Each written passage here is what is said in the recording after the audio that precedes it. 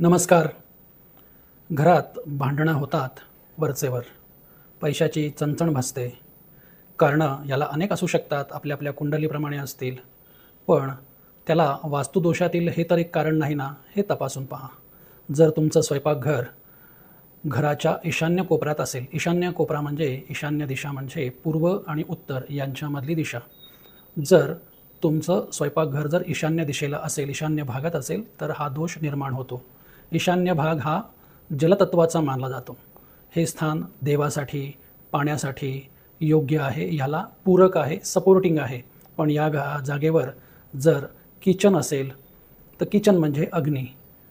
तर या जागेत जर अग्नी वापरला जात असेल, तर हे विरुद्ध तत्त्व होतं. अग्नीची जी जागा आहे ती अग्नितत्वाची म्हणजे आग्नेय भागात. स्वयंपाकघर तिथे पाहिजे, आग्नेय भागात पाहिजे. पण जर ते ईशान्य भागात असेल, तर अशा घरामध्ये पैशाची कमतरता, चणचण जाणवते, वाद वरचेवर होत असतात. काय कराल यावर उपाय? तर हे जर बदलता येत असेल, ईशान्य भागातलं किचन आग्नेय भागात नेता येत असेल, तर अधिक चांगलं.